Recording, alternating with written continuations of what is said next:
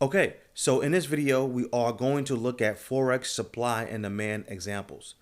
And when we look for supply and demand, we are looking for a nice impulse, right? It could be 2 candles, 3 candles, or more. One of those candles have to have nice volume, meaning that the candle have to have a nice size to it. And we are looking for the market to pull back to demand or supply, okay?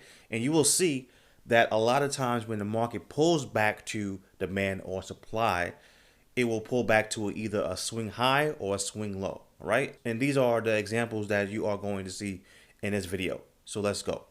Now with Forex, usually I'm looking at multiple markets. I'm looking at maybe 3, 4, 5 markets. And the reason why you want to do that is because you want to trade a very clear market.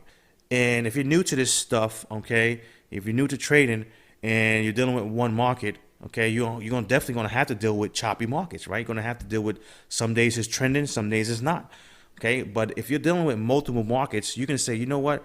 Well, let's say Euro USD is your main market, right? You say, okay, you know what? Euro USD today is chopping up. I don't want to trade that. Let's look at British pound. Okay. Oh, wow. British pound is actually looking real good. It's clear. It's trending. Let me trade that. Okay. So that's why it's probably better for new traders to look at multiple markets. Okay. Now, another thing is if you look at multiple markets, even if you see 2 good trades, let's say that the British pound and the U.S. CAD will, give you 2 good trades, right? You don't want to be in both of those trades if you're new. Okay, maybe you can't handle that yet. So if British pound gives you 1 good trade, just take the British pound, right? Now, once you get used to this stuff, then you could probably say, okay, let me put on 2 trades and then go from there. Now, if you do put on 2 trades, make sure that you put on trades where the market is not correlated. Okay, so let's say that, for example, some markets they pretty much look the same. Okay, so let me give you a good example. Okay, so we have the AUD CAD here. Okay, and we have the AUD USD right here. Okay, now if you look at both of these charts, okay, they are running the same.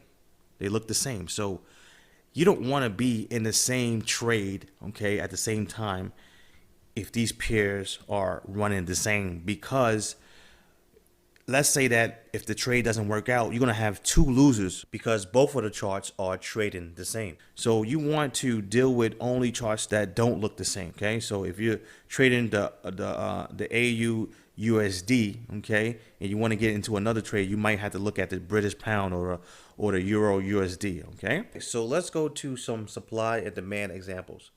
Now, another thing I want to talk about before we go to the supply and demand example. The best time to trade, in my opinion, when it comes to Forex is the London Open, which is around 3 a.m. Eastern time, okay, all the way to 11 a.m.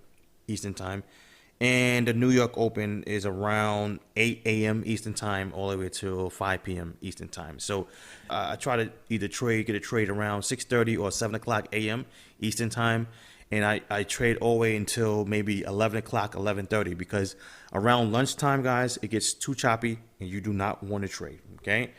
Okay. So here's the 15-minute chart. Here's Euro USD. Okay. So what do we have here, guys? Okay. We have a nice little impulse right here, guys. Smart money coming in the market. Okay. And then we have a pullback. So we wanted to pull back maybe to this level right here, but we do see a hidden swing, guys. You see this one? It basically went up, pulled back, and went up again. Okay, so this is a good area to look at too. Okay, it came back to this area right here, guys. Nice little rejection. Okay, it came close enough to this area too. Let me see.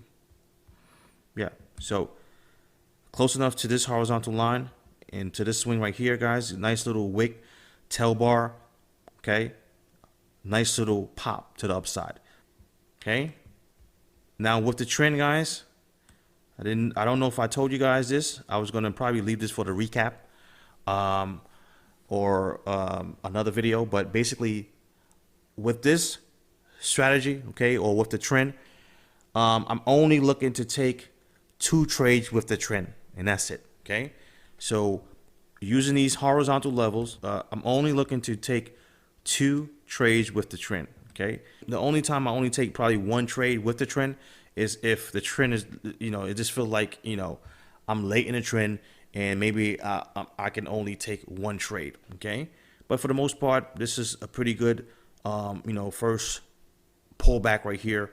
So it's definitely creating new highs right here. So we pulled back to the second one right here, and we're looking for another trade. So we don't get a trade right here, but we definitely get a trade right here. Okay, nice little engulf bar came back. As soon as it goes above this candle right here, you want to get in, and boom. Okay, so let me show you guys some more examples. Okay, so this is British pound. So what do we have here, guys? We have a nice little inverse head and shoulders. Okay, let me show you guys real quick.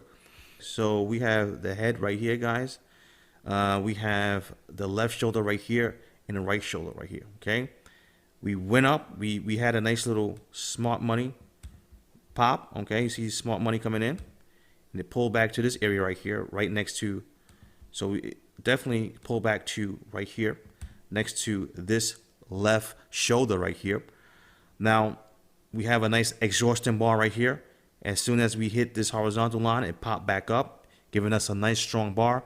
If you get in this trade, gave you some nice profits. Now, if you look at another trade right here, guys. Smart money coming in. Okay, give us a nice little impulse.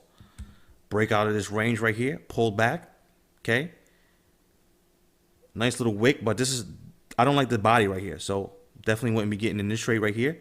But it gave you another trade right here. You see this engulf right here. It went below this candle and it went above this candle.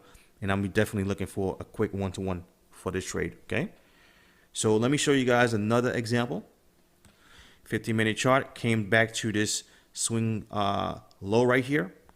Gave you a nice tail bar right here. Okay. And you can tell that this is consolidation right here, a correction. So most likely we're going to probably break out. And it gave you a nice profit to the downside. Okay, so let me show you guys another example.